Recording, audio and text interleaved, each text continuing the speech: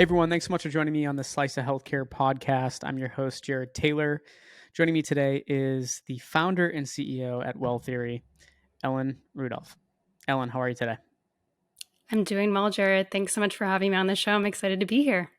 Yeah, we're excited to have you. Let's dive right into it. If you could give us a little bit about your background, I know the audience would love to hear that. Absolutely. So, building WellTheory is deeply personal to me because it all started out with my own health challenges and what I wish I had had earlier on in my journey.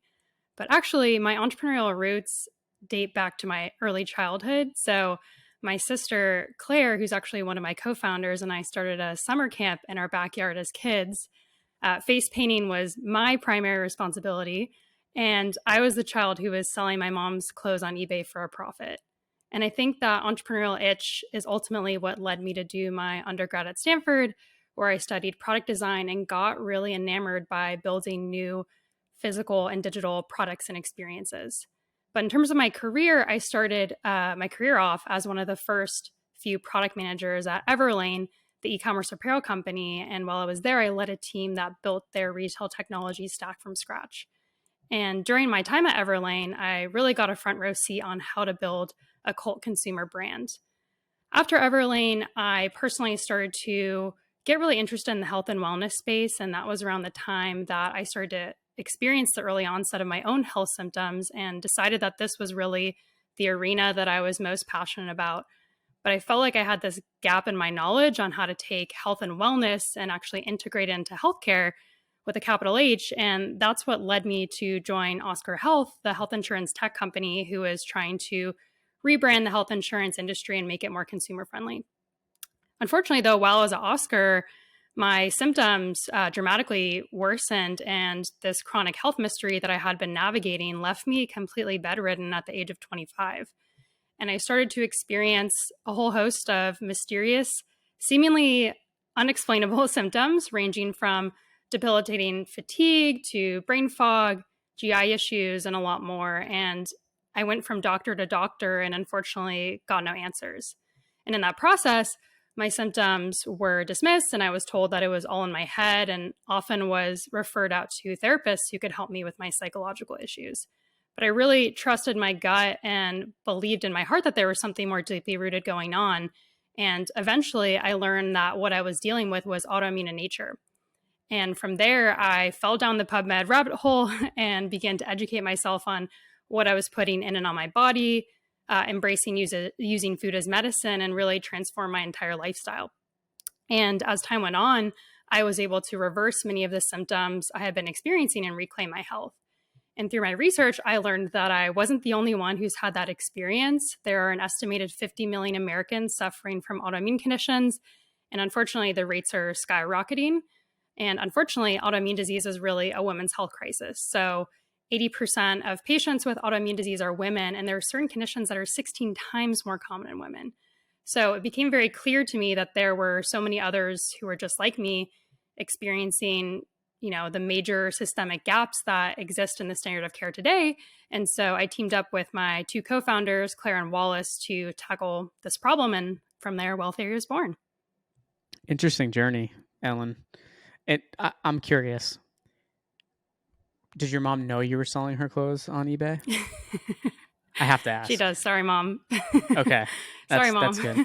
I enlisted her. She was part of our supply chain team unwillingly.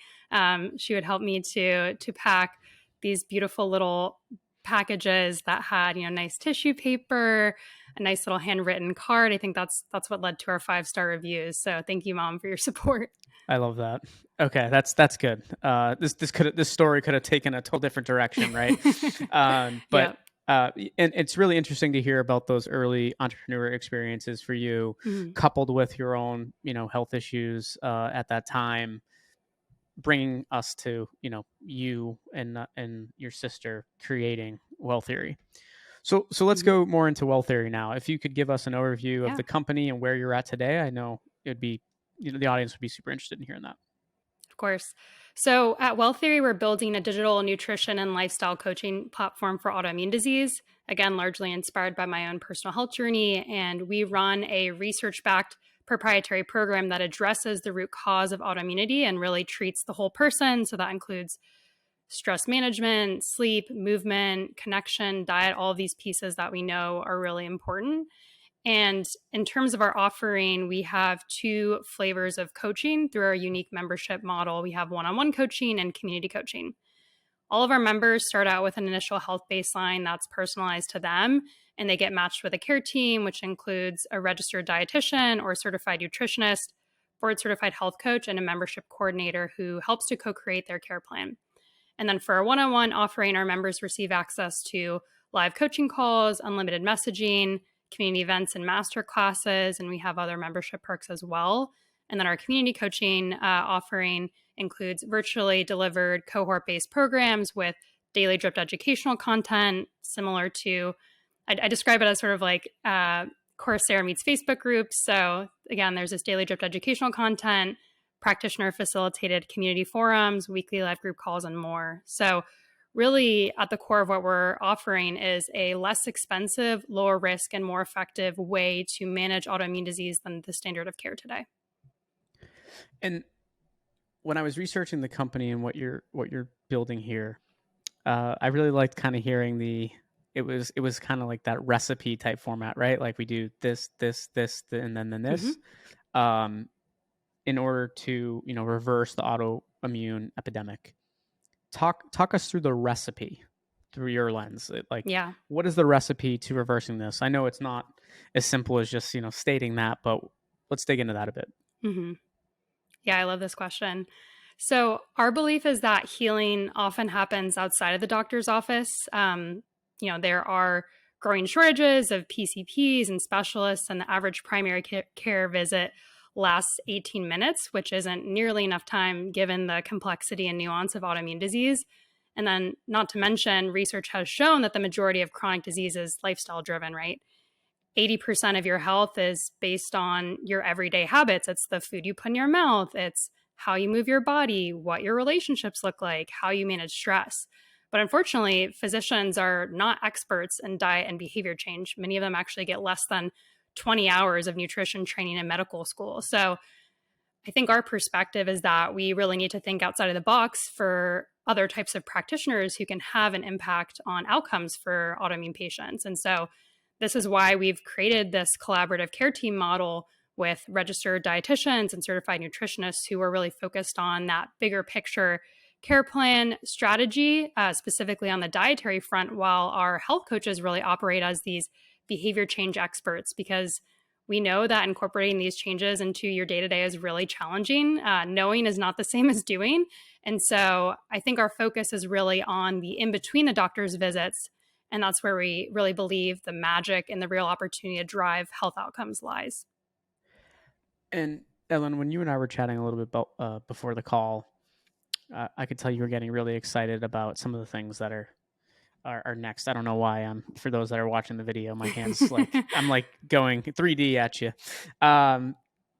We were talking a little bit about what you're excited about in terms of what's next for the company, and you were talking a little bit about the B2B side of things. Could you talk more about that with us? Yeah, of course. So as I mentioned before, autoimmune disease is actually more prevalent than most people realize. 16% of the population suffers from autoimmune disease, and that's actually more common than type 2 diabetes. And as we've discussed, there are a number of gaps in the patient experience today, and these conditions are incredibly costly and pose a huge economic burden for payers and employers alike. So a couple stats to throw it at you.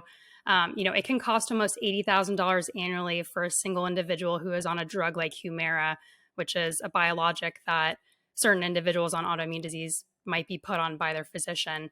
And then not to mention, 78% of full-time employees say that their work has been affected by their autoimmune disease, and 63% of employees cannot work full-time. So there's this huge economic burden, as I said, and it also extends to things like workplace productivity, et cetera.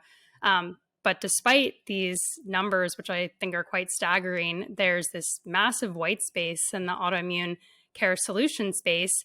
And I think that it's largely been overlooked because autoimmune disease is incredibly complex. And as a result, individuals just haven't really known how to tackle it. So at WellTheory, we really believe that we're creating the category for autoimmune disease. And in terms of how we actually get there, the big focus is on continuing to drive access to reach more autoimmune patients, because our vision is to reach every single individual with autoimmune disease and give them the agency to take control of their health. And as I mentioned before, we've seen early signs in our direct to consumer population that our approach is working. Our members are reporting reduction in their symptoms and greater quality of life. They've also been able to reduce reliance on drugs like high cost specialty medications and other expensive interventions, while also being more present and productive at work. And so we really see our direct to consumer population as almost a case study to prove out to employers and payers that we're able to drive engagement and outcomes in this particular population. So that's really the goal and focus right now, which is to partner with innovative payers and employers to continue to broaden access to our services. I need to ask, Ellen, what's it like working with a sibling? Give us the unfiltered. Yeah.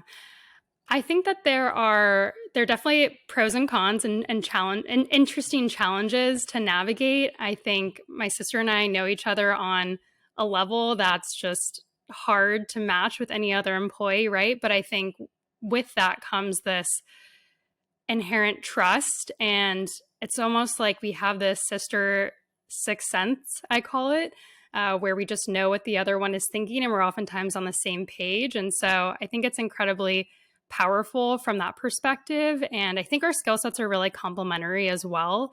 So we're lucky in that way. But it's been a really unique opportunity, and I honestly wouldn't trade it for the world. So I feel really lucky to get to see my sister. It's usually via Zoom, but virtually basically every single day.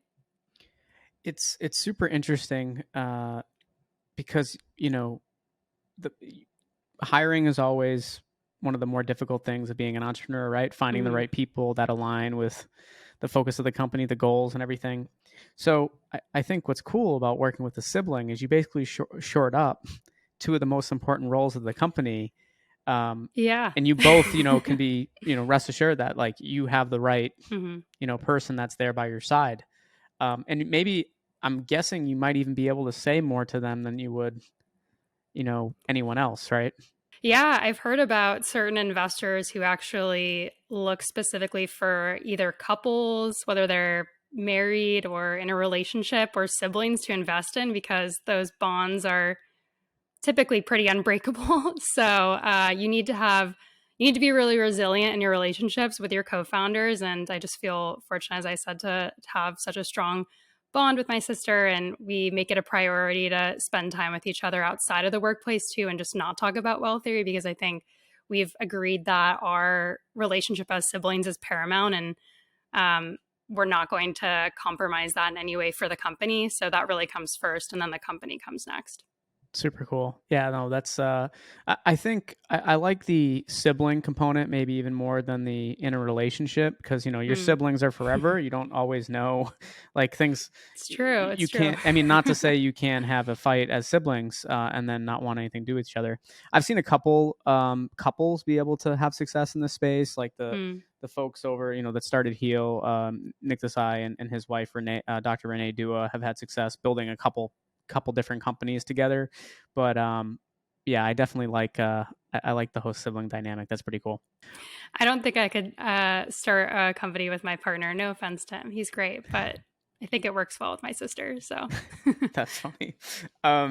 Ellen, really appreciate you again coming on the podcast here today. Hopefully we can have you come on again soon, dive into some other topics, but really appreciate having you here today.